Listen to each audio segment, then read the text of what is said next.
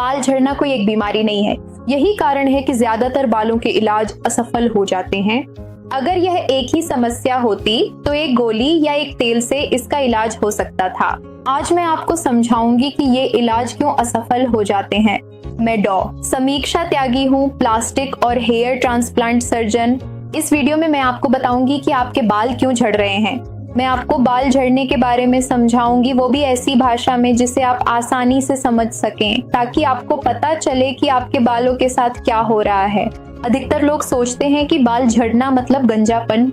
कुछ लोग मानते हैं कि बाल झड़ने का कारण विटामिन की कमी है।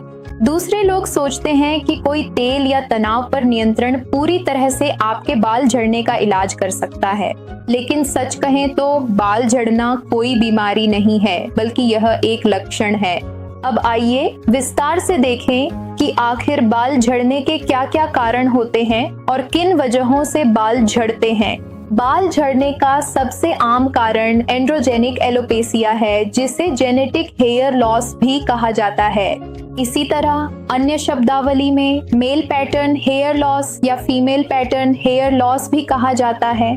अगर आप जेनेटिक हेयर लॉस में बाल झड़ने का पैटर्न देखें तो यह धीरे धीरे और लगातार बालों का पतला होना है, जो एक निश्चित पैटर्न में होता है। इसका मतलब है कि आमतौर पर बाल झड़ना आपके माथे या कनपट्टी के आसपास से शुरू होता है। कभी कभी यह सिर के क्राउन एरिया के आसपास भी देखा जाता है, और जैसे जैसे यह स्थिति बढ़ती है, माथे और कनपट्टी का पतलापन और क्राउन एरिया आपस में मिल जाते हैं, जिससे बालों का पतलापन और झड़ना और भी ज्यादा बढ़ जाता है। यह जेनेटिक हेयर लॉस पुरुषों और महिलाओं दोनों में होता है, लेकिन आमतौर पर महिलाओं में हेयर लाइन बनी रहती है और बाल झड़ना मुख्य रूप से माथे और क्राउन एरिया में ही देखा जाता है। अब बाल झड़ने के अगले कारण की ओर बढ़ते हैं। एक और बहुत आम बाल झड़ने का पैटर्न है टेलोजन एफ्लूवियम।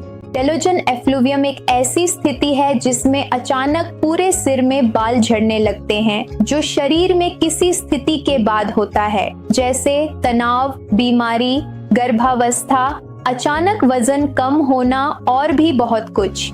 आमतौर पर टेलोजन एफ्लूवियम के दौरान आपके बाल जो ग्रोथ फेज में होते हैं, वे अचानक रेस्टिंग फेज या शेडिंग फेज में चले जाते हैं, और इसी वजह से आप देखते हैं कि आपके बहुत सारे बाल झड़ रहे हैं।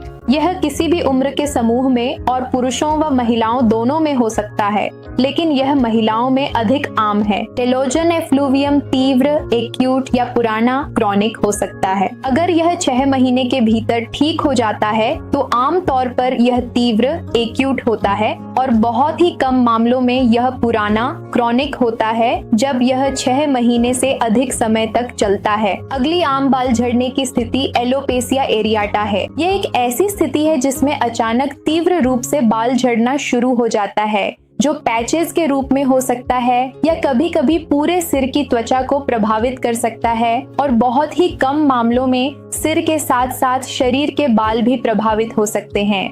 ये स्थितियां आमतौर पर खुद ही ठीक हो जाती हैं, लेकिन यह बहुत अधिक तनाव का कारण बनती है। लेकिन इलाज के साथ कई बार इस स्थिति को आगे बढ़ने से रोका जा सकता है और समय पर इलाज किया जा सकता है। बाल झड़ने का अगला बहुत ही दुर्लभ कारण स्कैरिंग एलोपेसिया है। यह एक ऐसी स्थिति है जिसमें विभिन्न चिकित्सीय कारणों से बालों की जड़ों में स्थायी रूप से दाग पड़ जाते हैं और वे नष्ट हो जाती हैं। हालांकि यह एक दुर्लभ स्थिति है, लेकिन इस समस्या को ठीक करने के लिए सही निदान और इलाज की आवश्यकता होती है। तो इन सभी स्थितियों में, जैसा कि आपने देखा, बाल झड़ना एक आम बात है, लेकिन इसके कारण अलग अलग होते हैं। इसीलिए यह समझना जरूरी है कि आपके बाल क्यों झड़ रहे हैं। यहीं पर लोग गलती कर बैठते हैं। जेनेटिक बाल झड़ने के लिए तेल का इस्तेमाल करना आपके लिए फायदेमंद नहीं होगा। किसी और का इलाज अपनाना आपके बाल झड़ने के कारण के लिए उपयोगी इलाज नहीं होगा। हार्मोनल समस्या के लिए मल्टीविटामिन लेना भी समय की बर्बादी है, या तनाव से संबंधित बालों के झड़ने के लिए हेयर ट्रांसप्लांट करवाना भी एक बड़ी आपदा साबित हो सकता है। इसलिए हमेशा याद रखें, बालों के झड़ने की समस्या के लिए सोशल मीडिया पर मिलने वाली सलाह का पालन न करें। कभी भी किसी और के इलाज को न आजमाएं और शुरुआती निदान से आपके बालों के रोम और जड़ों को लंबे समय तक सुरक्षित रखा जा सकेगा। अगर आप विज्ञान आधारित बालों से संबंधित मार्गदर्शन चाहते हैं तो इस चैनल को सब्सक्राइब करें। धन्यवाद।